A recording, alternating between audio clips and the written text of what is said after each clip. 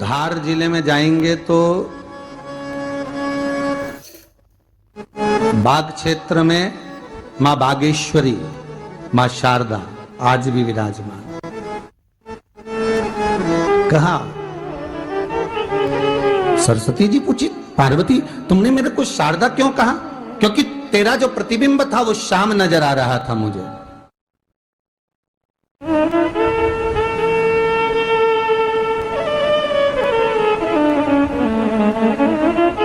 उस प्रतिबिंब को देखकर मैंने तुझे शारदा का संबोधन दिया। तुम्हें ब्रह्मा जी बुला रहे हैं। सरस्वती ने कहा,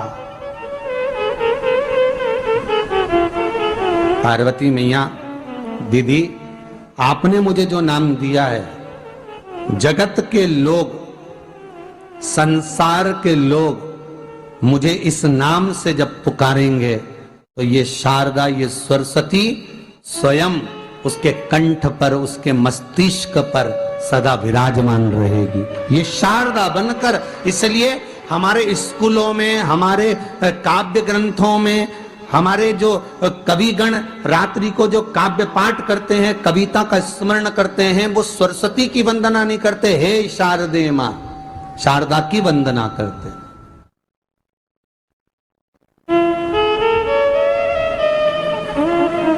कभी आपसे कोई पूछ ले कि शारदा नाम पार्वती सरस्वती का कब पड़ा, तो आप बता सकते हैं कि ये माता शारदा नाम कोई सहज नहीं है। मां ढूंढने के लिए जब निकली, ब्रह्मदेव के कहने पर भगवान शिव के साथ भ्रमण करती। नाम का उच्चारण कोई सहज नहीं होता। कोई देखता होगा, दादाजी ने अगर किसी का नाम कुछ रखा है तो कुछ सोच के रखा होगा, पिताजी ने अगर कुछ रखा है तो उसके मन में कुछ आया होगा तो रखा होगा, मम्मी ने अगर कोई नाम रखा है तो उसने कोई विचार कर कर रखा होगा। कोई नाम अगर किसी का रखा जाता है तो उसके अनुकूल रखा जाता है कि हो सकता है कि वो नाम की क्या उसके मन में चल रहा होगा।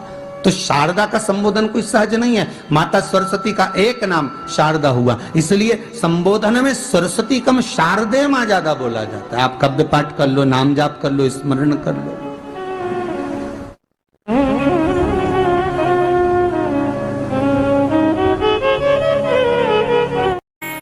के अनुसार अगर अपन देखें तो बड़े रोग में भी कारगर होता है। जिसको कैंसर जैसा रोग हो जाता है या किडनी लीवर जिसका डैमेज हो जाता है, इसके लिए हमने पहले भी कथाओं में वर्णन किया है। बसंत पंचमी का दिन, महाराज सरस्वती का दिन, जिस दिन